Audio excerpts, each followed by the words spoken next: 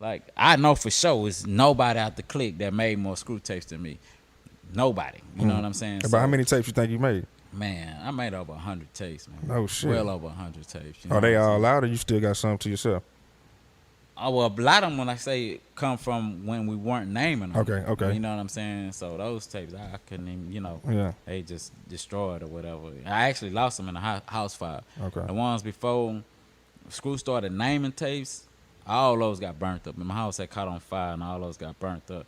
But the ones where he was putting names on them, all those still exist. You know what I'm saying? They still got those tapes. They still putting them out today. Yeah. They Yeah. still put out tapes with my name on them right now today. You got a favorite out of all of them? Nah, I don't really have a favorite screw tape. I have some that I had the most fun. Like me, when I brought somebody to Screw House, like I say, most of the time it was always out of a joke. So those are the tapes that I had the most fun Let's talk making. about some of them. Um, okay, so we can The first person you brought to Screw House. Well, I'm gonna do the first rapper because I brought other people to Screw House that didn't turn out to be rappers. Like I would have like people that would be coming around me rapping, and I would take them to Screw House, and then once we got to Screw House, they'll freeze up. They wouldn't even start rapping. So they was there, but they didn't rap.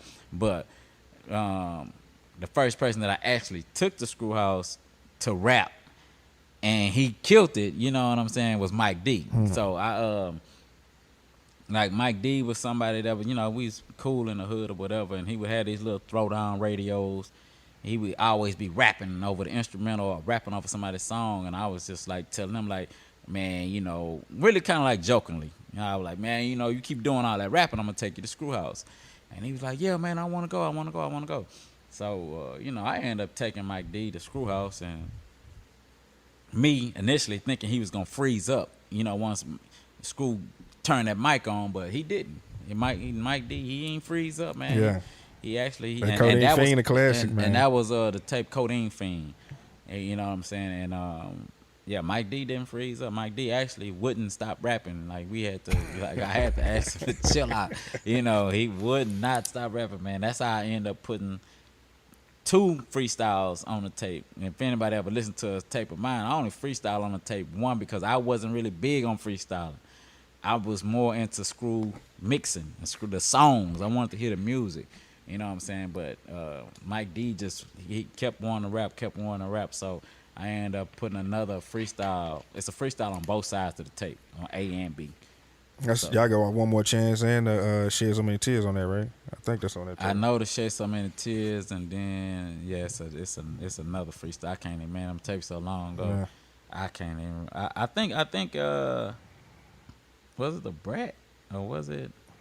It could have been bigger. It could have been that One More Chance. It could have been that. Yeah. I didn't freestyle on it. Yeah. Mike D did, and then too, you gotta think like a lot of my memory is kind of faded or dense because I was heavy on drinking syrup back then. Yeah. You know what I'm saying? So yeah, that kind of distorted my memory a lot. Not thinking. I was young. Not thinking. But from now, I know. You know what I'm saying? Yeah, it distorted a lot of my memory.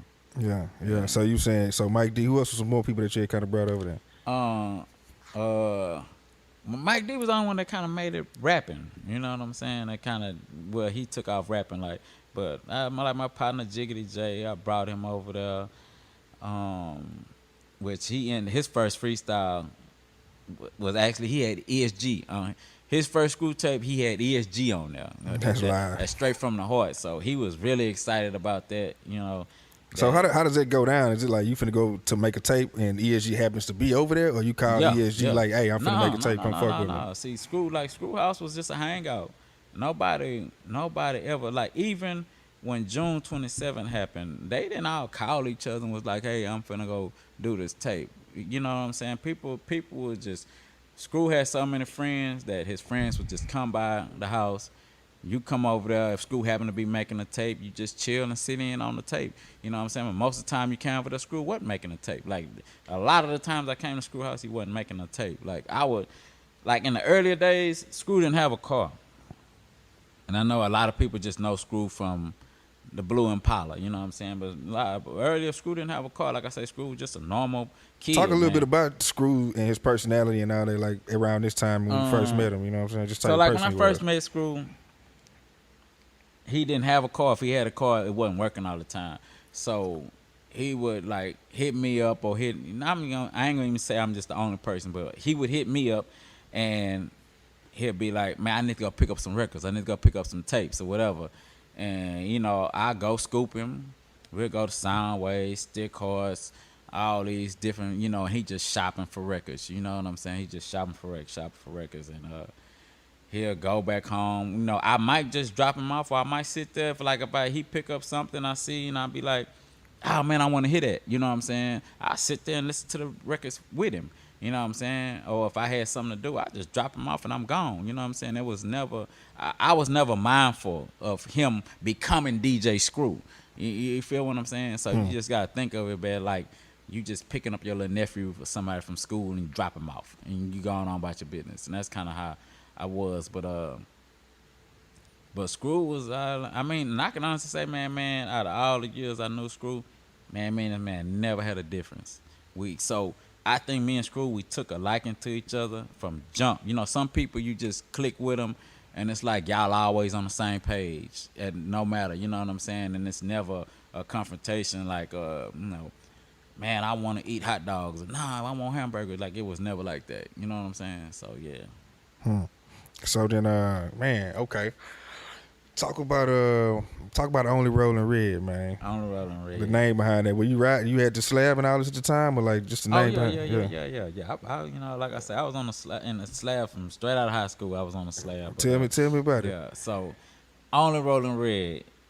Well, tell me about straight out of high school. Tell me about these slabs. Let's talk about these cars. I mean, because man, I was in the streets. You know, I don't really like to. I don't really. I mean, like if you don't want to talk about it, it's I don't cool, want to glorify it. I don't cool. want to glorify it, but I was in the streets, you know, hustling, doing my thing, whatever. Yeah. I guess I don't want to say a normal kid, but at that time in that era, that kind of was the That's thing. what people was doing. That's what everybody was doing. So, I guess like, you know, I was doing my thing, and then, you know, I was on the slab. That's how the whole everybody riding on Randy. You know what I'm saying? 'Cause me and my brother, like, we would always paint our cars red. You know what I'm saying? And at this time, man, the South Side, we was like glue, man. And that Only Rollin Red, the title was a representation of the South Side. That's where I got that name from, because man, they put the stamp on it. This will we ride down here. And on the South Side, we only Rollin Red. So that's how the name came up. And man, it was crazy back then how tight we was when you think about it. You know what I'm saying? Like everybody, I don't care, man. If you got a Cadillac, you got a Cadillac. All three of the Cadillacs finna be painted red. We don't care if it's the same car. Like everybody, we riding red. You know what I'm saying? Like, man, we would go out of town and pull up at concerts and all kind of events, man. Everybody just in red cars, man. No matter what kind of car it was. And man, that was a different movement back then. You know what I'm saying? It was just, you know.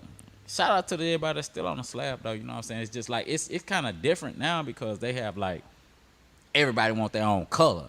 You know, when we was like you know, because like on the South Side you got a red group of cars, blue group of cars, black, and you know they green, just all kind of colors, line, and it's not really no North Side South Side type thing. It's just like, you know, people on the South Side got all kind of color cars. You know what I'm saying? So that's kind of like the difference from then and now. Yeah. Donnie Houston.